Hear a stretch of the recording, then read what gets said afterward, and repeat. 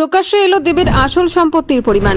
12 লক্ষ টাকার ঘড়ি, কোটি টাকার মার্সিডিজ, ফের একবার শিরোনামে ঘাটালের তারকা প্রার্থী দেব। 2014 তারপর 2019 সালের পর 2024 সালে টানা তৃতীয়বারের মতো লোকসভা নির্বাচনে দাঁড়াচ্ছেন তিনি। আগে দুবার জয়ীও হয়েছেন তিনি। চলতি বছরে ফের একবার ঘাটালে ঘাসফুল ফোটে কিনা সেদিকেই নজর রয়েছে সকলের।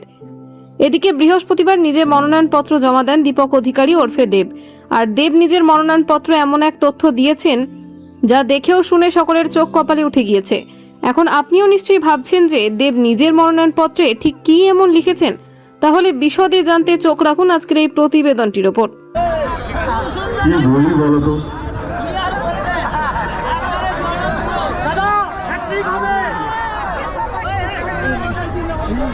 আপনাদের যেভাবে ভালোবাসা গত 10 বছরে পেয়েছি।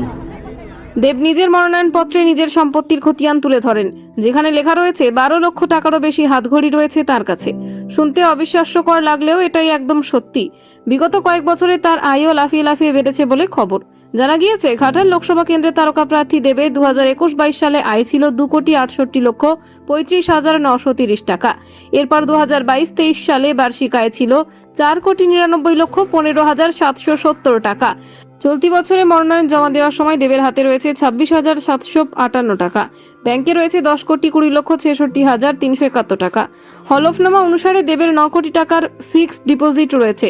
সেই সঙ্গে 5টি সেভিংস অ্যাকাউন্ট মিলিয়ে দেবের নামে 1,55,371 টাকা আছে। তিনি বেশ কিছু জায়গায় বিনিয়োগও করেছেন, যার মধ্যে মিউচুয়াল ফান্ডেই দেবের 2,15,01,765 টাকার মতো বিনিয়োগ করেছেন বলে খবর।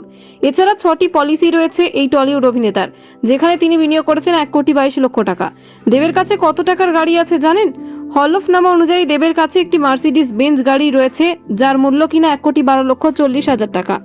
দেবের কাছে রয়েছে 2200 গ্রামের সোনা, যার মূল্য কিনা 49,18,582 টাকা। সর্বোপরি যে বিষয়টি সকলের নজরে কেটেছে সেটি হলো দেবের কাছে 12,56,544 টাকার একটি হাতঘড়ি রয়েছে।